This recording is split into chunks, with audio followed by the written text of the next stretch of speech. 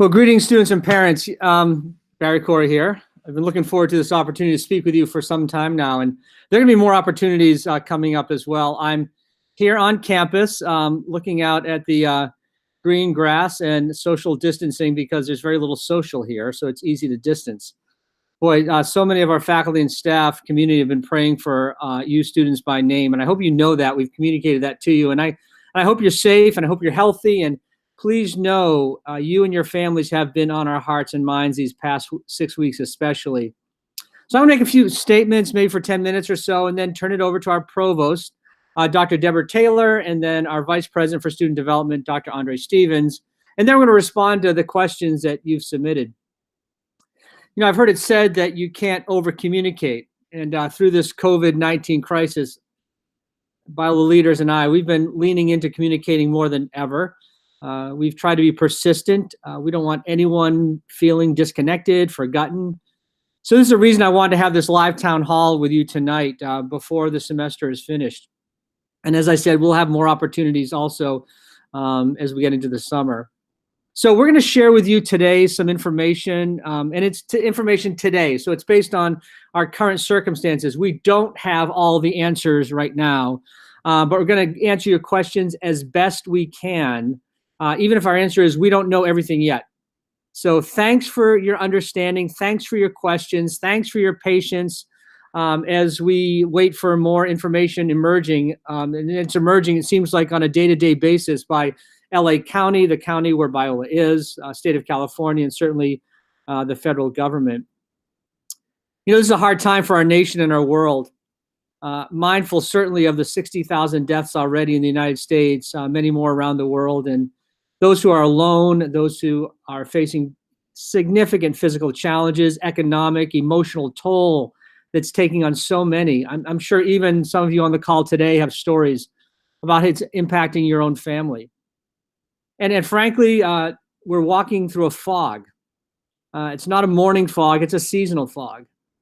But I couldn't imagine a stronger, more professional team to lead with me on this than the team here at Biola.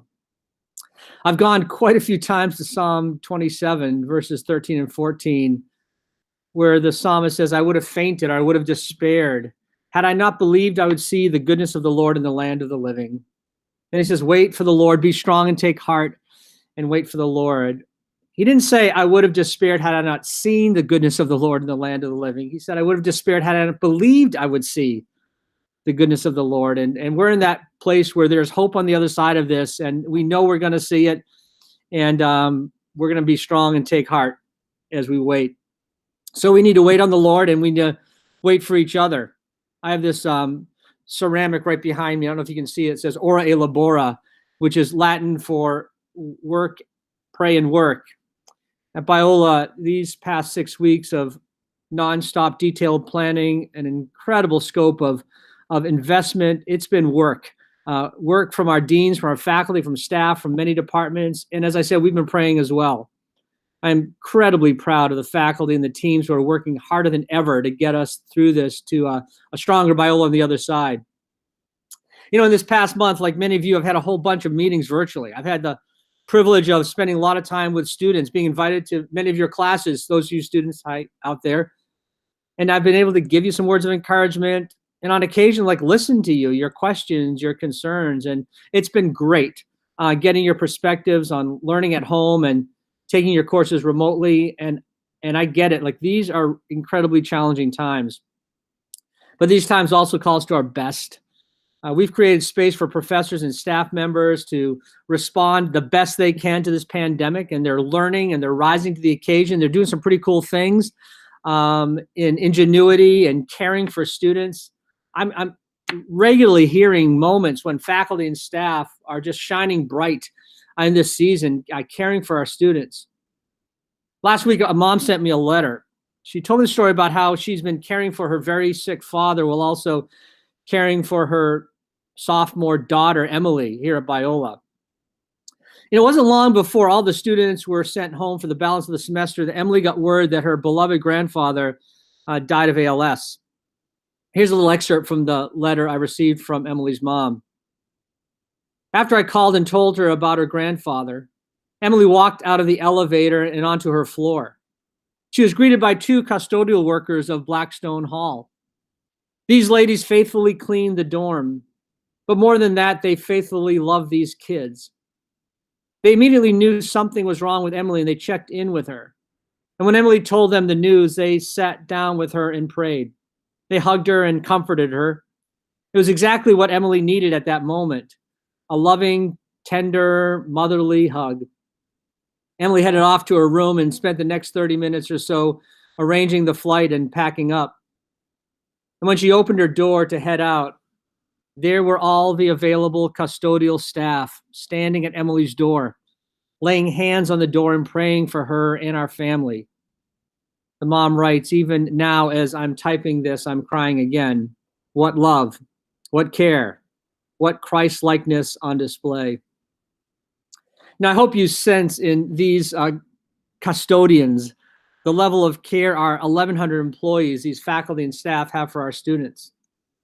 As you know, we had to pivot in mid-March really quickly to respond to government guidelines and health standards to go remote. We and thousands of other colleges across the country. And now we're a few days from finals and what would be graduation weekend next Friday and Saturday.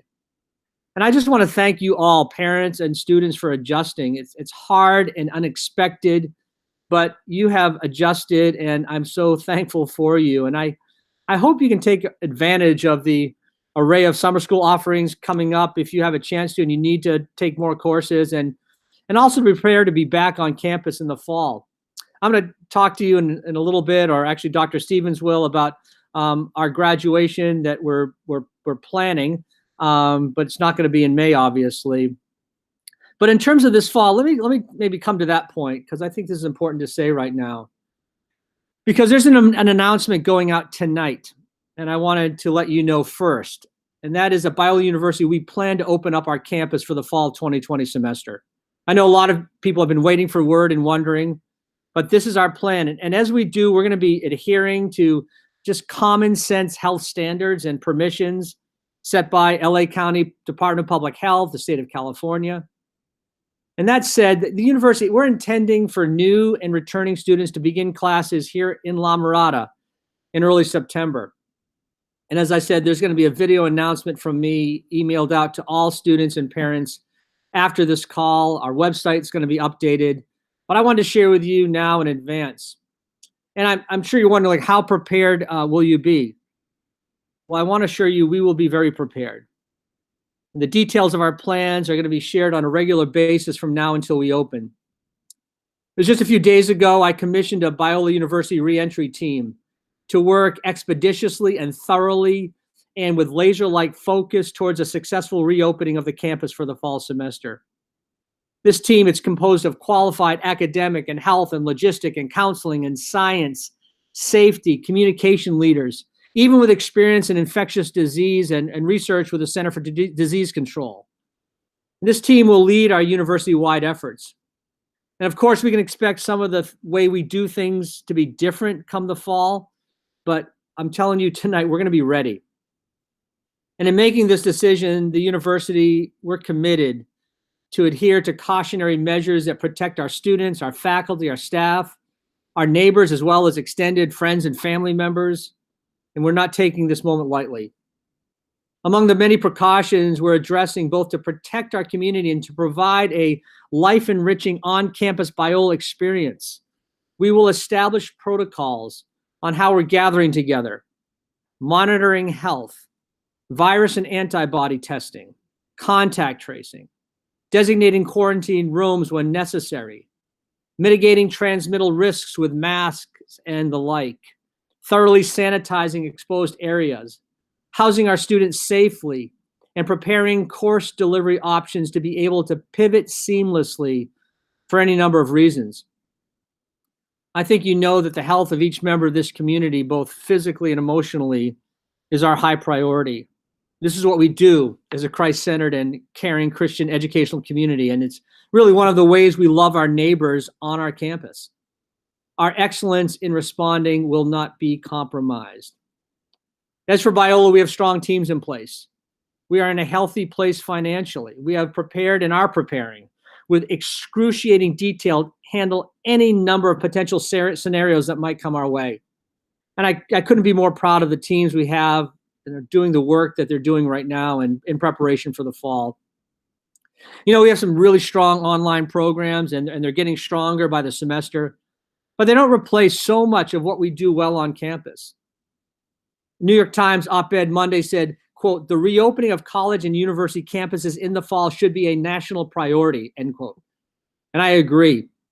Our students are formed to live into their calling through faculty mentoring and co-curricular programs in leadership and ministry and experiencing the arts and research in laboratories and the study carols of our library and deep conversations over meals, residential housing, vibrant worship, intercollegiate sports, and frankly, through building lifetime relationships fostered in community.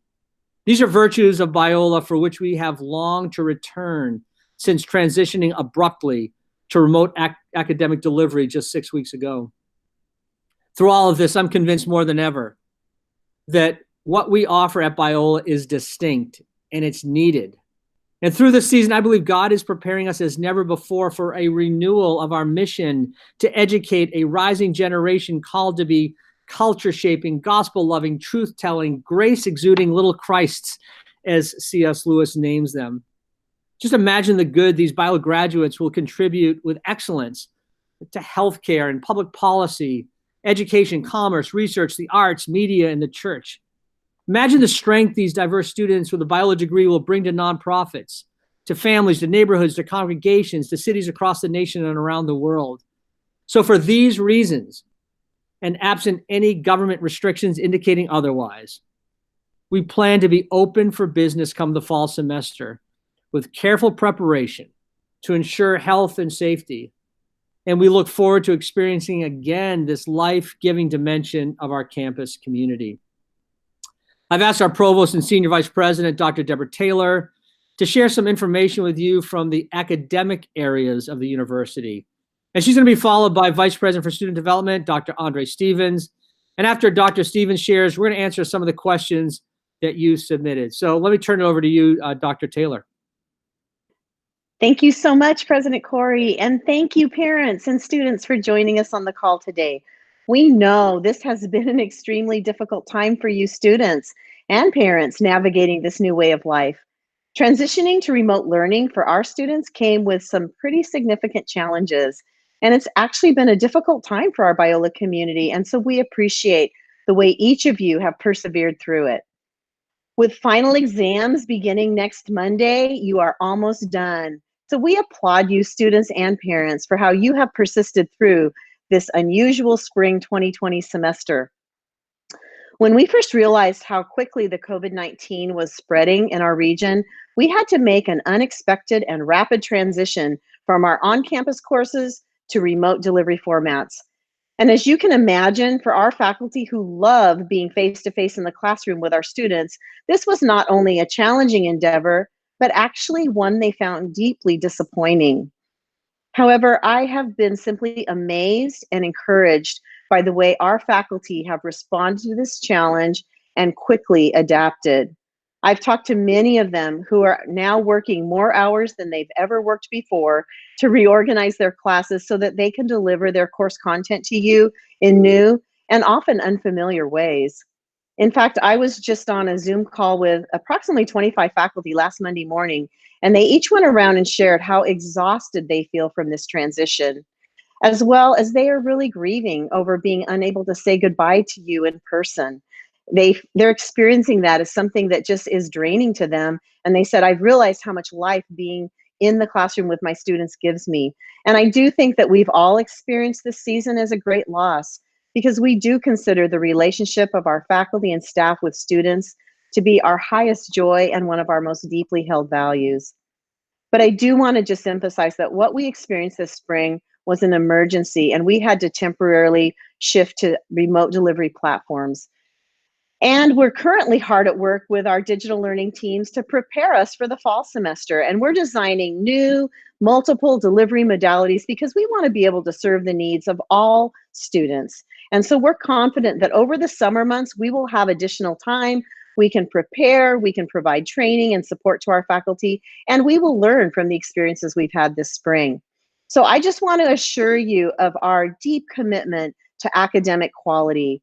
We've conducted some surveys, we've collected feedback from our students on their spring semester experience, and just last night, I was able to send all of that to our deans and department chairs. They're reviewing it, and this data is going to show us where is improvement most needed and how can we pivot and help design the best summer training we possibly can for faculty and move into the fall really well prepared to serve you well. So thank you. I'm just so grateful for each of you that are on this call, and I'm delighted to turn it over now to my colleague, Dr. Andre Stevens. Hi, good evening, everyone.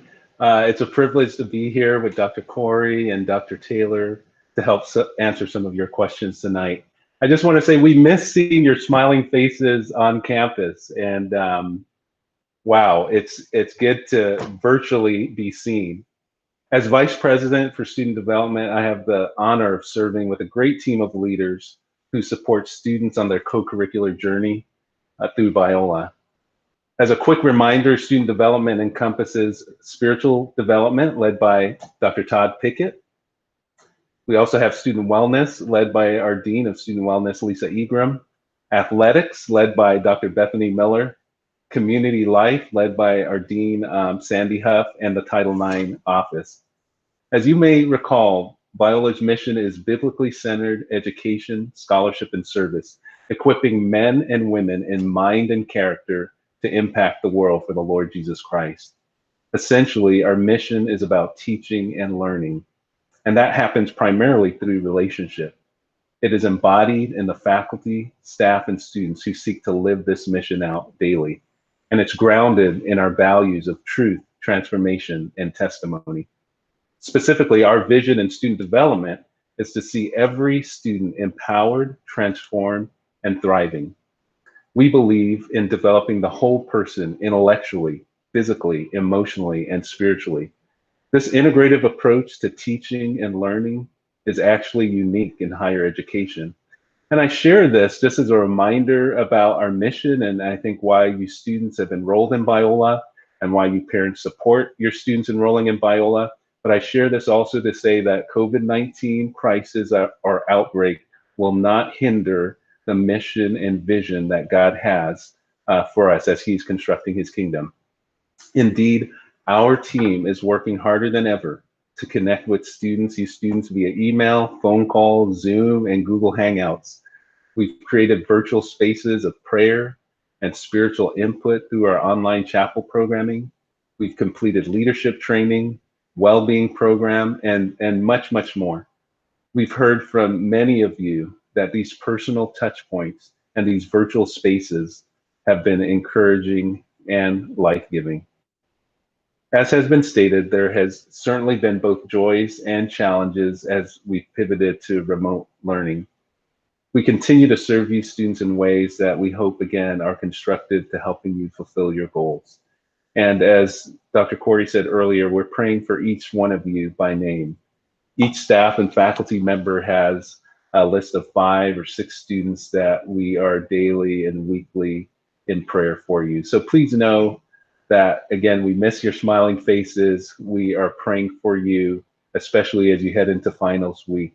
We love you. So let me turn it over to Brenda, and we can start our questions. Maybe I'll jump in. Thank you, Dr. Stevens and Dr. Taylor. I want you who are watching to know that these are 2 incredible colleagues of mine, 2 of the 5 vice presidents, and we're working together virtually every day for hours on end to make sure that we not only get through this, but we learn through this. And it's been such a joy with this team of leaders as we really we focused on the John 10 passage all year, where Jesus says, "My sheep hear my voice and they follow me." And are we attentive and discerning when surprise situations come our way? And little did we know when we were processing this really as far back as August, that we would have an experience like this. And this is a God-fearing, hardworking, professionally competent team that's leading Biola at every level. And you'll hear some more voices in just a few minutes. And these are going to be the voices that will help to answer some of your questions. And you had questions. I think that we counted over 100 of them that came in. So we're going to answer those questions as best we can right now.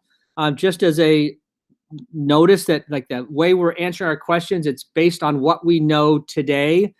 We don't have all the answers. We're going to attempt to answer your questions as best we can. As I said, it seems like each day, each week, something new continually rolls out. So things change. So we want to give you as much information as possible, but we ask that you be patient and flexible in our answers, understanding that in this rapidly changing environment, it may require us to do things differently than we might even be communicating today. So we took all of your questions and we tried to bundle them as much as possible. If you feel like you have a question that wasn't answered or you submitted one that we didn't get to, please email us with that question and email us at internal.communications@biola.edu.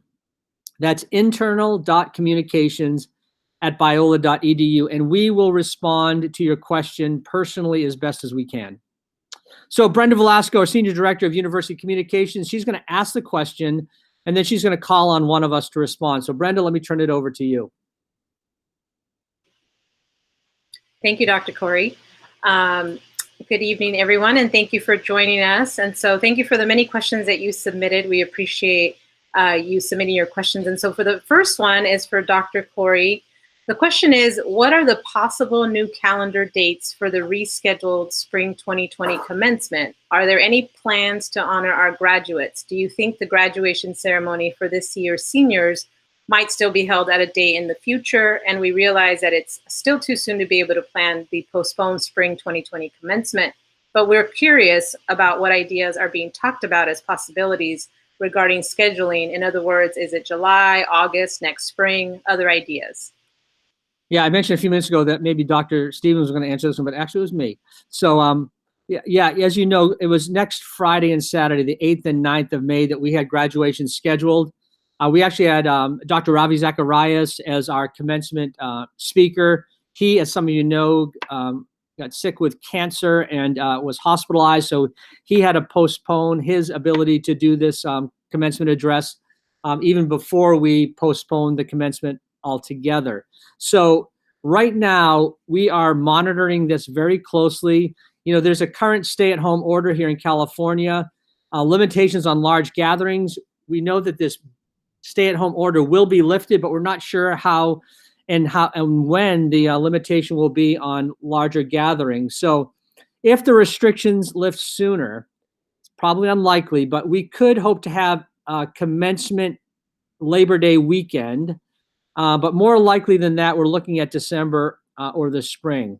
But we're going to let you know as soon as we know. And just so you know, our university teams have been really working hard in cooperation with several university departments to really think creatively about how to honor our spring 2020 graduating class until we have the party of all parties when they finally do get together. And so we can't gather in person this next weekend, but we have some plans in progress, some surprises even. They're going to roll out next week, and we hope these moments of serendipity will encourage our graduates as I know you're grieving not being able to celebrate your achievement with your family and friends and faculty in person. But stay tuned. We've got some exciting things that are going to roll out in just a couple of days, and we will keep you posted on when that graduation commencement 2020 finally takes place. Thank you, Dr. Corey. The next question is for Andre Stevens. And this question says, my student, and I'm positive many others, is having a difficult time staying motivated. How do we encourage them to press on? Wow, thank you for that question. And my first thought is the struggle to stay motivated is real. And I think for those of us, not only students, but parents maybe having the transition to work at home, it does take some time to adjust. I work with a great team, and so we put our heads together and just thought a little bit about how to answer this question. And a couple things I want to share. One, this theme came up in a recent student success and wellness survey with our students. So I want to say that, first of all, you students are not alone in this. We understand, obviously, that the end of the semester in general is challenging. And in this particular season, there's the added layer of going through a major transition mid-semester during a worldwide pandemic. And so for us as parents, and I want to say too, I have a son at Biola. He's in his junior year and about to transition into the USC as the 3-2 engineering program. And I think it's helpful for us as parents just to empathize with our students and to help them normalize this challenge. And it makes sense that they're overwhelmed and perhaps not feeling motivated, because I think that's common right now. And so some of my team just shared about us as parents communicating our love to our students, obviously, that we don't expect perfection from them, or maybe we do expect perfection, but let's lower the bar a little bit during this pandemic. I think sometimes our students feel a sense of pressure to make us as their parents happy. And so how do we, again, just connect with them in ways that diffuses the pressure that maybe they can overwhelm them. Just a few other tips I want to encourage you as parents. Maybe ask your student what would be helpful during this time, and let them tell you, versus assuming what might be helpful for them. Because sometimes what would be helpful for them is something you never would have thought of. That's one. Secondly, help your student create a healthy schedule that includes sleep, getting some movement outside, and eating regular meals. This is a way for you to connect with them, maybe go for a walk with them, and it's again a way to connect. Encourage them to connect with other students in their classes or leadership opportunities that they have. Help them to remember their end goal and why this work now is worth it. And I think something that I've been thinking about for my own son is just how to create a small celebration for him as he completes his last semester at Biola. And so you may want to do something special, a surprise perhaps, to celebrate the marker truly of uncharted waters here.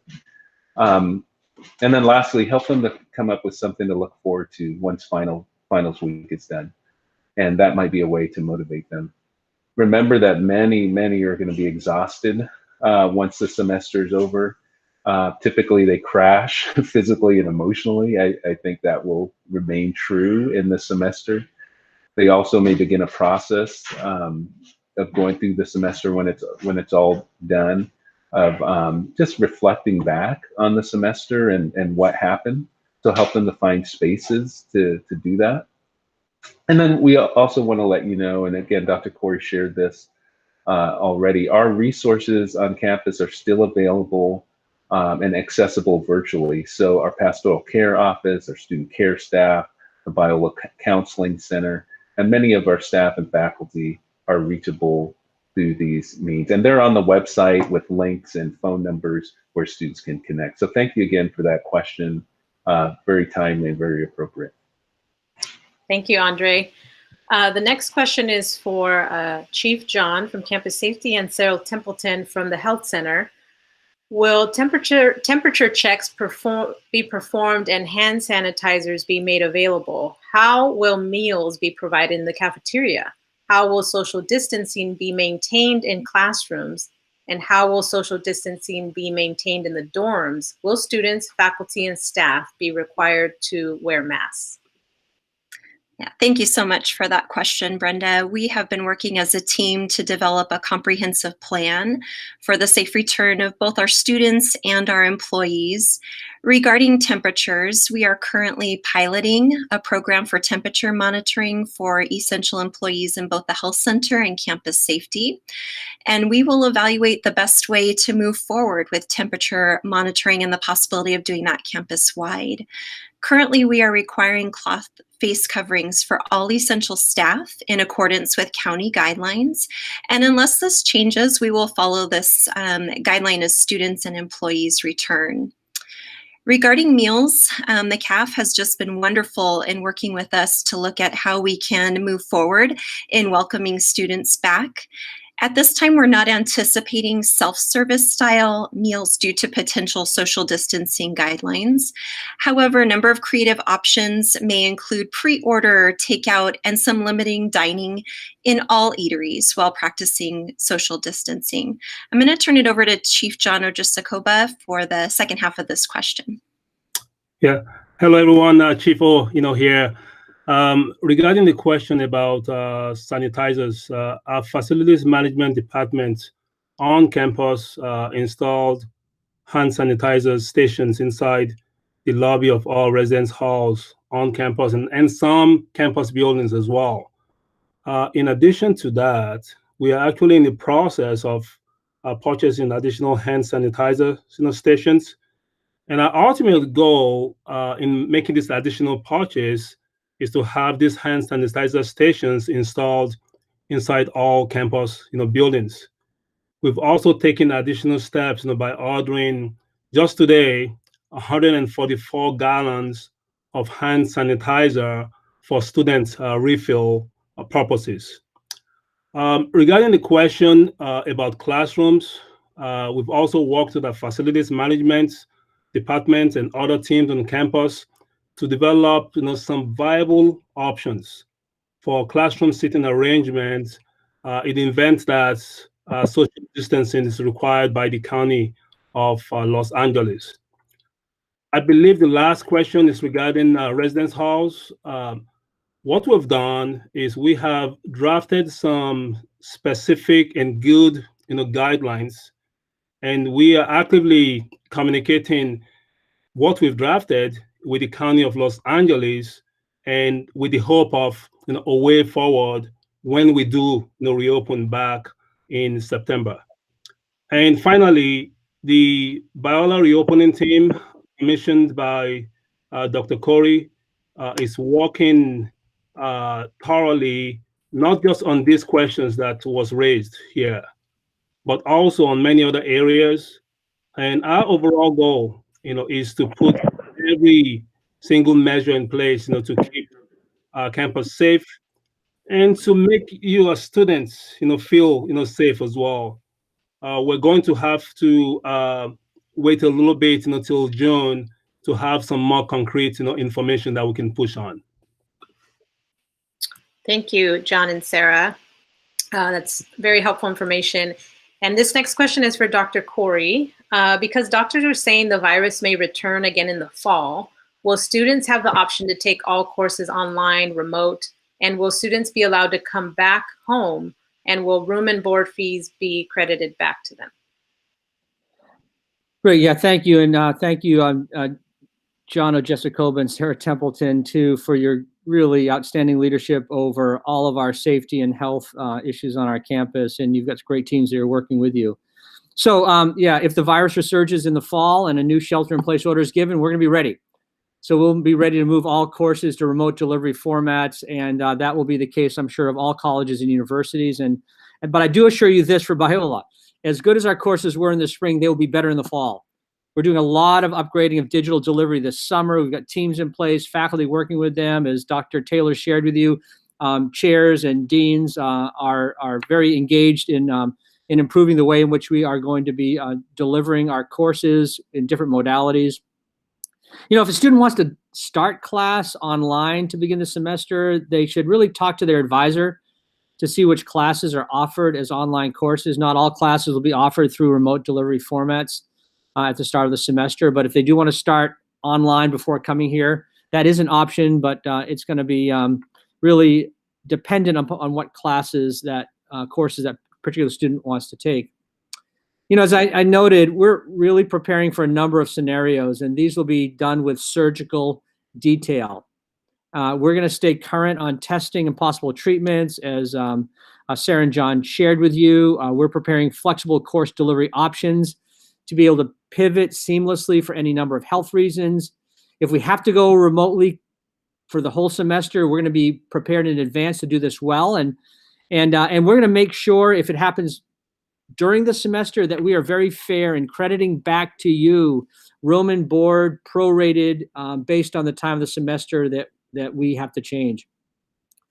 But more likely, if there are those who do test positive during the semester, even if they're asymptomatic, maybe rather than they're going home or dropping out, we have in place, and we're working on this, possibly designated housing for students who need to be temporarily quarantined and work. This is all going to be worked on by this team that the Chief was referring to.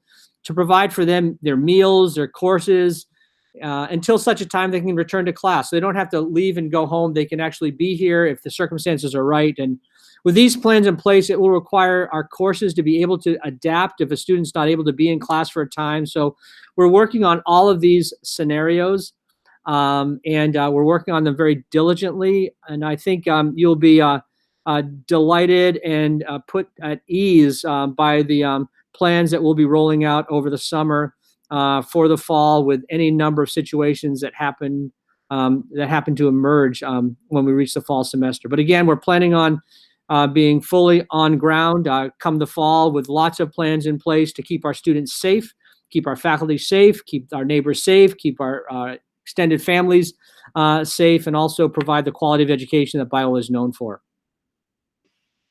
Thank you, Dr. Corey. This one is, I believe, also for you. Yes, so if Biola is forced to online only in the fall, would Biola be willing to put those students who are on academic scholarships in a freeze hold position so that they can choose to stay home and work for tuition money fall semester and return in the spring with their academic scholarship money still available to them, so they may continue with their degree? Yes, great. Yeah, really an important question. Thank you for these questions that you've been submitting. First of all, if we are required to go online for the fall semester, it would be based on some government guidelines, restrictions, regulations, and any student who wants to take a gap year, we will honor that request and preserve their financial aid package for the return to Biola in accordance with our normal financial aid policies. So, as I just said in the previous question, if we are required to go online for the entire fall semester, if that happens, you're not going to be expected to pay the tuition you pay if courses were offered on campus.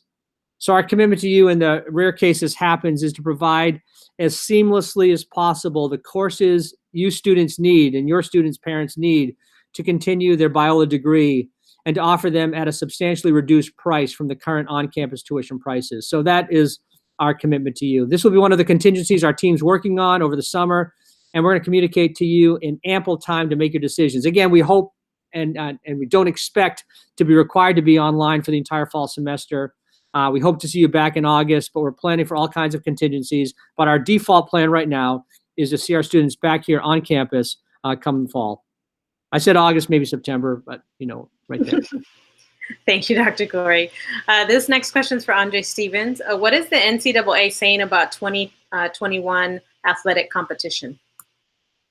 No, thank you, Brenda.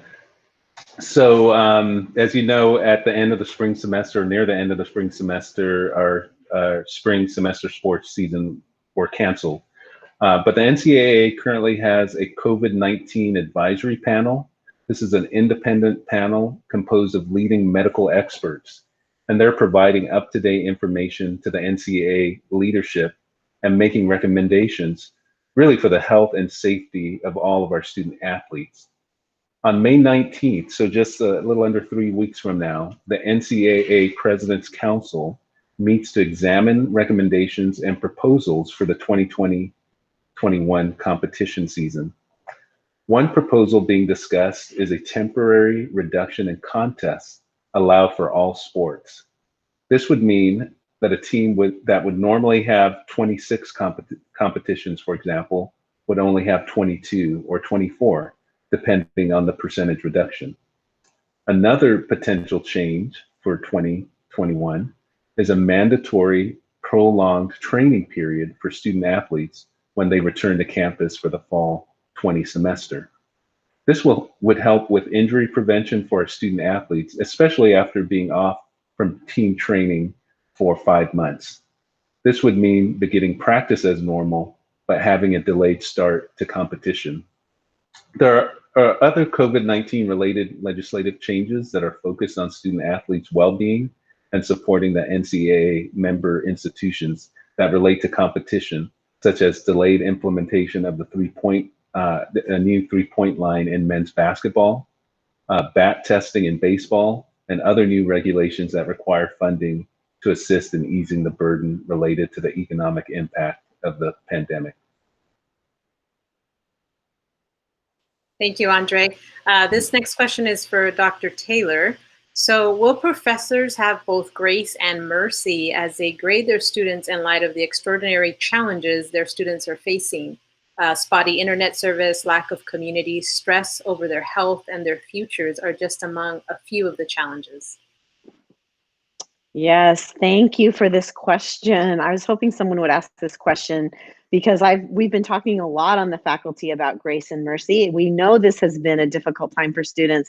And as we have reached out and called students and heard stories about what they're dealing with, the challenges they're facing, it definitely activates the grace and mercy part of our character. And so as a result, there are some changes that we've implemented this semester that we really believe will help students because we know they are dealing with a lot of unexpected challenges. So first of all, we asked our faculty to not count student attendance in their grading so that these adjustments, as students move back home, they might be on different work schedules or whatever, or they might even live in a different time zone.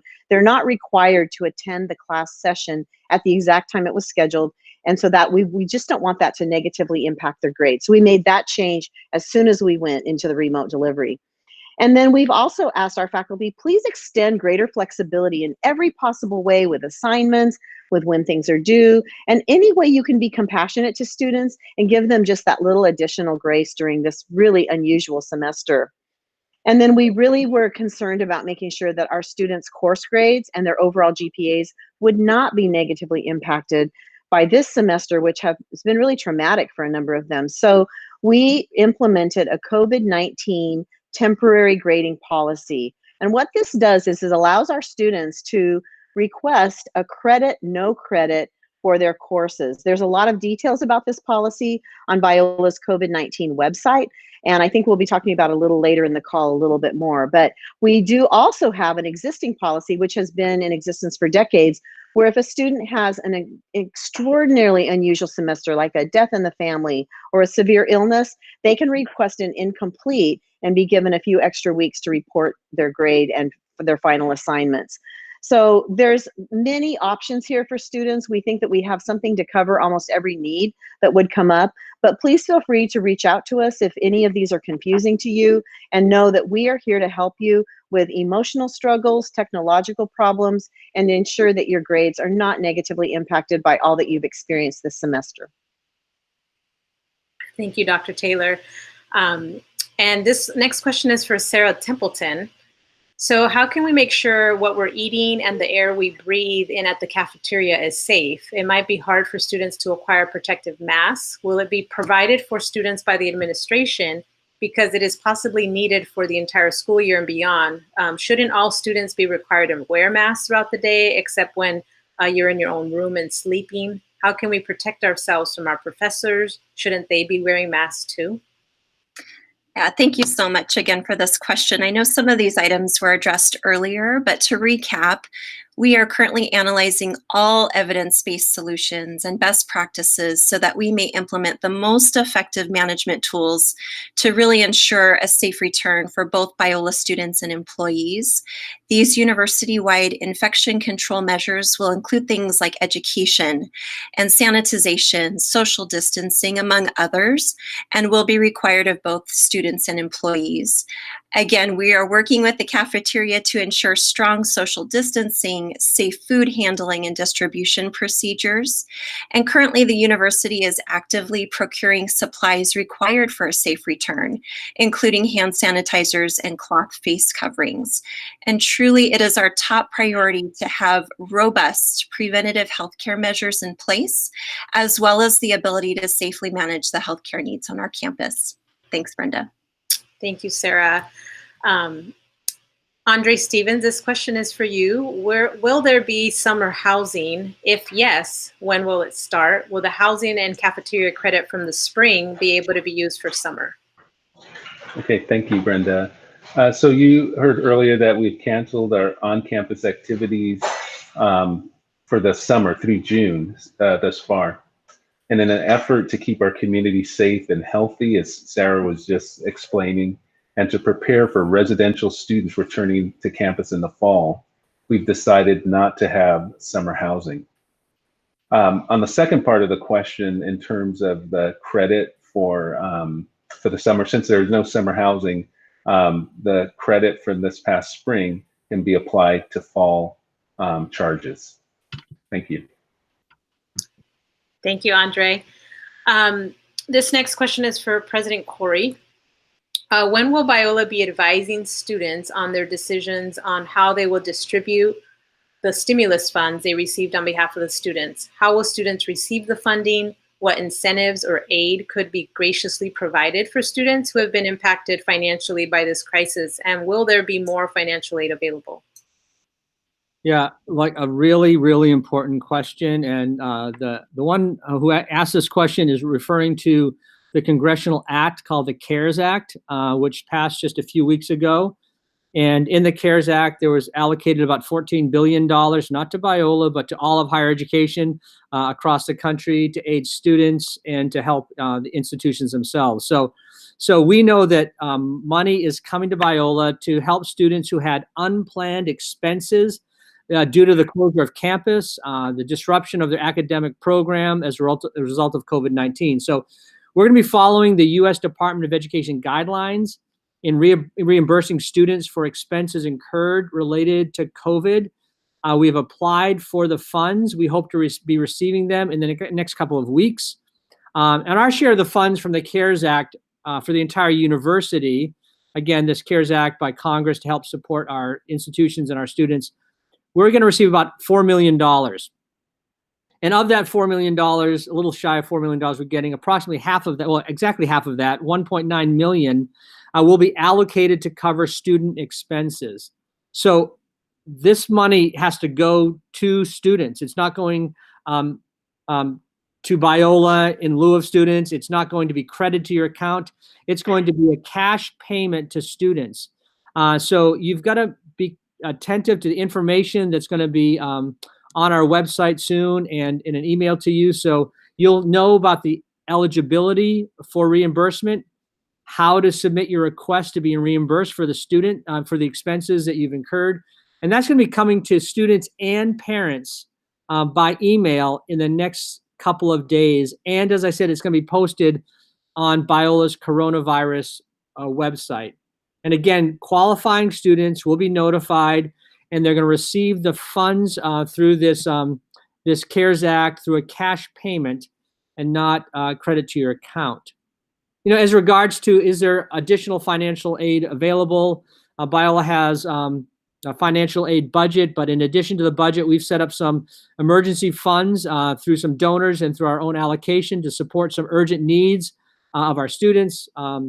Some do with housing or do with some of the costs that they've incurred. But this is some money in over and above what we're going to be receiving from the CARES Act. So we've also approved a new discretionary scholarship to help students and families impacted by COVID-19. We've approved additional aid to cover the cost of like textbooks for students who might not be able to afford the textbooks, even though they can come to Biola, but textbooks is just one more expense that's out of reach. So we're working on various ways to help our students as much as possible. So please keep in close contact with your financial aid officer to get the latest information. And as it relates to the CARES Act, wait for the email, and you'll find this also on a coronavirus website to find out if you are eligible to submit an application to get some funding directly from the CARES Act. Thank you, Dr. Corey. This next question is for Dr. Taylor. Please explain the new grading system and grading options for this semester, the timing requirements for them, and the reasoning behind them. All right, thank you, Brenda. I thought there was a follow-up question on this question, so I'm glad I can tell you a little bit more. So in direct response to this unprecedented situation of COVID-19, we reached out to a lot of other universities. I think we reviewed like close to 190 policies to figure out what is the best way that we can implement the right policy for our Biola students. And so we have decided to implement this temporary grading policy for this spring. And so what this does is it allows our students, after they receive their grade, because remember I told you there's going to be lots of grace and mercy. They're going to probably be surprised by the grades they get. But once they receive that grade, if they do feel like they would like to convert it to a credit, no credit, they have, I think it's 10 business days, which actually is about 15 days total, that they can petition to have this grade changed.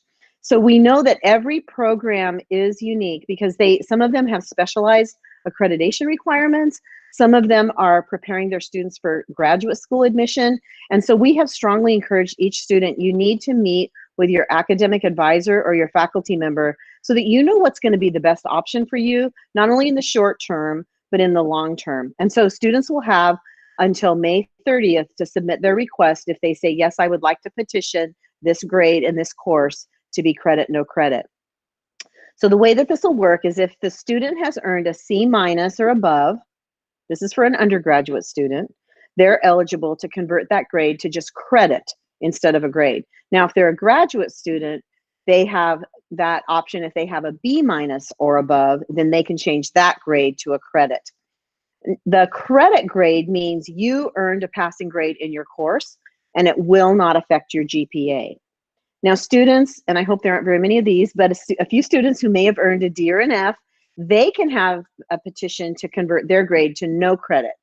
And that indicates because of COVID-19, I was not able to pass this course. And if they get the no credit grade, they will not earn credit for the class and they will not have their GPA be harmed. And so they will have to repeat the course because they didn't receive academic credit, but it will not have that long-term impact on their GPA. So we actually sent all the details on this petition process, emailed them out to students last Friday, and you can also find all the details on how to apply for this and how to walk through the process with your academic advisor or your financial aid counselor on the Biola edu/coronavirus website. Thank you, Deb Taylor. So this is a follow-up question, related to grades. Does the pass-fail option affect students that are on academic scholarships? So what happens if they don't meet the minimum GPA for the scholarship? And if we petition for a class pass or fail, will that affect the scholarships or the GPA? Wow, I am so glad someone asked this because I actually learned a lot because I had to research the answer to this question. So someone is pretty smart out there in figuring out all the details they need to know. So here's what I've learned. Our academic scholarships have a minimum cumulative GPA requirement. And so because of that, the credit, no credit will not affect their GPA requirement because your cumulative GPA is only based on the letter grades you earned during your time at Biola. So I hope that's good news for you. So if you choose to convert a D or an F to the no credit, it also will not impact your GPA. But since you didn't earn those credits, you really are going to need to talk to a financial aid counselor because there are some implications sometimes with some of the external compliance standards that we have to follow with our government agencies. And so you will need to make sure that you're still meeting the minimums and that that's not impacted by earning the no credit. Now, if a student doesn't meet the renewal requirement that I just talked about, you can appeal this to the financial aid office. There's so many complexities right now, and we're finding that many of our regulatory bodies are applying new rules to this semester. So we'd really encourage you meet with someone virtually or over the phone in our financial aid office directly with your specific questions, because we are all committed to supporting your success and we will look for every loophole that we possibly can to help you, but there are sometimes outside regulatory bodies that we have to report to, and we will help you navigate that. Thank you, Dr. Taylor. This next question is for Dr. Corey. Will you have campus tours this summer? Yep, so as of now, we've canceled large on-campus gatherings and on-campus visits through June, including tours. So through June, our plans are not to have tours. We are discussing the prospect of hosting some small group tours with social distancing, of course, beginning in July. But if people are asking you this, encourage your friends to explore our campus through a virtual tour. You can find that on our homepage. Touring, you can walk across campus, tour academic facilities, including our newest building, the Lim Center for Science, Technology, and Health. So, and by the way, this tour is also in Spanish and Korean in addition to English as well. So every year we have tens of thousands of visitors that utilize our virtual tour from every state in the U.S. and many, many countries around the world. So that's the short and sweet answer to that one, Brenda. Thank you. This next one is for Dr. Taylor and then Andre Stevens. So have counselors reached out to connect with students? Can the school provide outreach sessions to students to encourage them? Yeah, I'm so grateful that someone answered that question. Whoever you are out there, thank you, because I'm very excited to talk about this. We have an amazing academic advising team as well as faculty advisors, and they have already been actively reaching out to our students over these past weeks in several ways.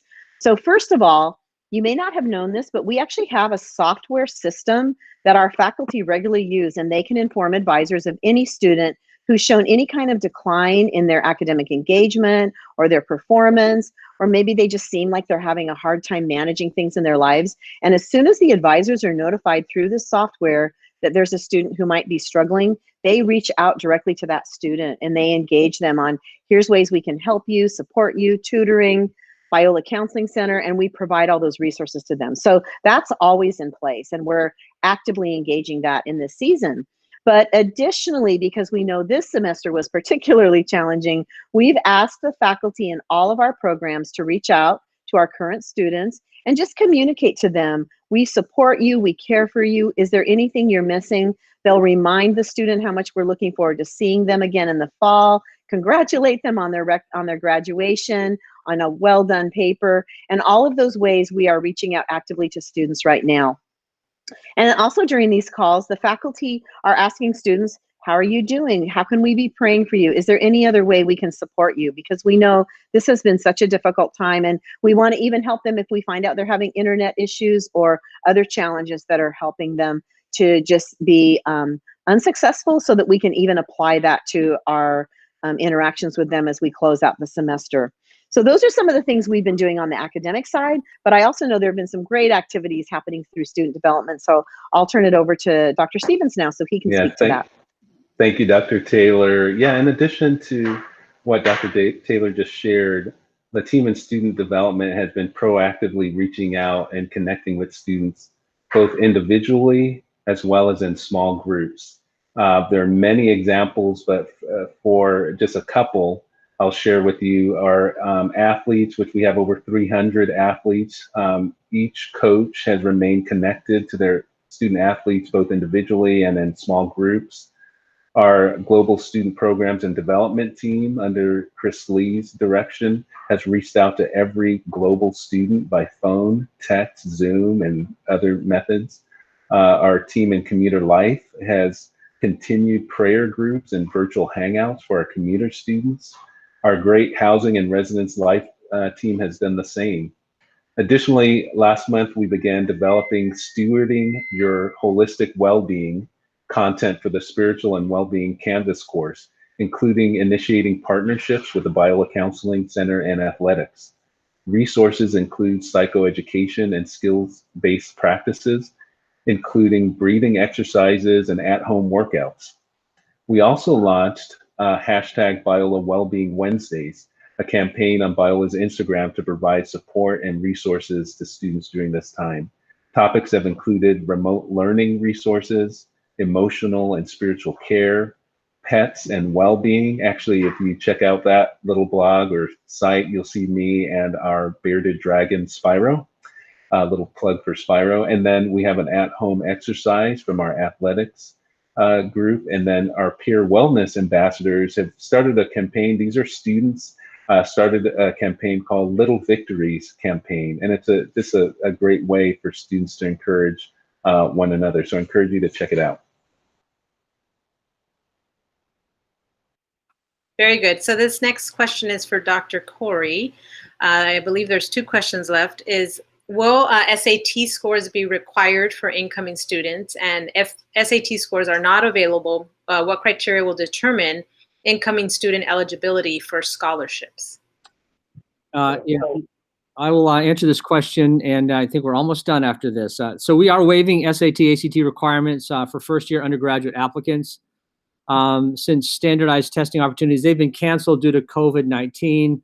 We're going to be waiving the SAT, ACT scores for academically qualified fall 2020 applicants. So the admissions office is going to continue to make admissions offers and award academic scholarships based on students' academic achievement, spiritual commitment, ability to succeed at Biola, which has been our practice. By the way, we're not alone on this. This morning's Wall Street Journal reported that nearly overnight, this movement accelerated to make standardized test scores optional. And the University of California system, Cornell, selective liberal arts colleges like Amherst and Haverford. They said they're not going to require the SAT or ACT for students applying in the fall. So this has been a common practice that has been basically implemented this spring. Just so you know, international students are required still to demonstrate English language proficiency by their TOEFL or their IELTS scores. There are some exceptions in place and details with that. So make sure that international students, if you're curious about this, contact international.coordinator@biola.edu. Very good. Thank you, Dr. Corey. So this last question is for you as well. And actually, there were many questions that we're going to try to answer the categories of questions on our website in the next couple days. However, if anyone missed the recording or maybe you weren't able to see the entire live stream, we are recording this and the recording will be sent out later tonight to students and parents so that you can watch it. So this last question is, what has been your biggest takeaway and observational learning from the difficult decisions you've had to make as a cabinet during your response to COVID-19? Yeah, thank you for that question. And when I'm done with this question, we're just going to end with a word of prayer. But 4 takeaways. One is deep gratitude. I've seen the absolute best of this community at Biola. Faculty, staff, students rise to the occasion and step it up with strength, with hope, with creativity, hard work, team spirit. That's been just a great inspiration to me. Second, new lessons. I believe that through this, not just at Biola, but all of us are experiencing something new. And we're not going to just get through this, but we're going to learn through this. And as we adjust at Biola, we're going to consider what long-term changes we should consider grafting into the culture of Biola going forward that we've learned through this time. Third lesson is just genuine mercy. Christians over the ages, they've risen up with lives of mercy to one another and to those who have no faith at all. And this is the moment when we shine brightest and we dispel some of the misperceptions about us. And in this moment, I'm hearing stories at Biola from our students, graduates, community about how Biola members are displaying the love of Christ to neighbors and strangers in some really profound ways. And, finally, a lesson learned, I believe, is a lesson about spiritual renewal. Our athletic director, Dr. Bethany Miller, she reminded me in an email not long ago of Romans 5:5, where it says, hope does not disappoint because God's love has been poured into our hearts through the Holy Spirit who has been given to us. And Biola, I believe God is at work in our community in this crisis. And I believe this with all my heart, that God's doing something to declare his glory to the nations.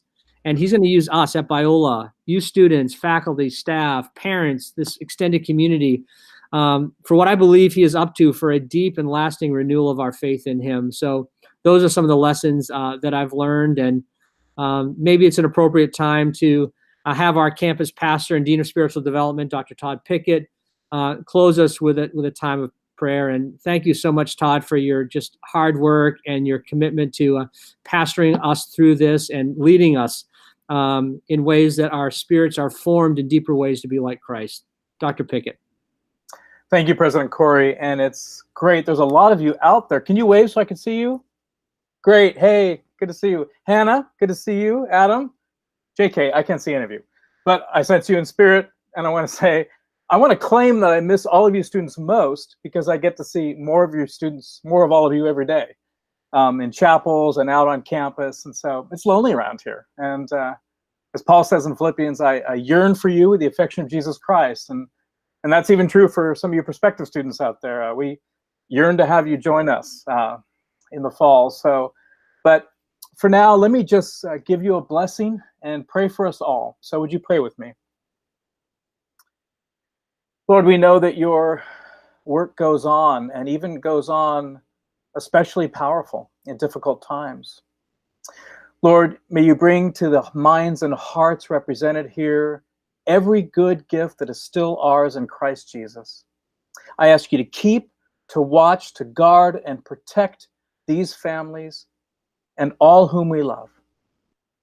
May they sense you, Jesus. May they sense your face toward them, that they might know how very much you love them and receive them right where they are, bidding you to follow them.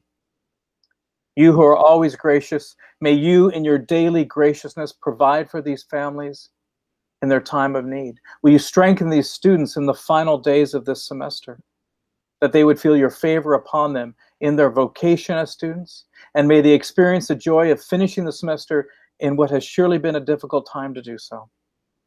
I thank you that for 212 years you have sustained Biola, that your favor has been upon this place as a stream in the widening river of your coming kingdom, and may it be so again in this coming year. Lord, I pray for all of us, that we might experience your peace as we each one settle and center on Christ Jesus, who offers us life and through whom we ask all these things. Amen.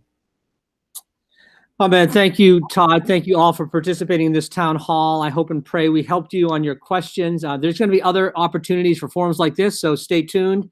And we'll keep you posted, including one very soon for prospective students and their parents. We're going to be having a town hall for them. Remember to send your questions you still might have to internal.communications@biola.edu, and we will make sure your questions are answered as soon as possible. I am so grateful for each and every one of you. Thank you. God be with you. Stay safe and healthy, and goodbye.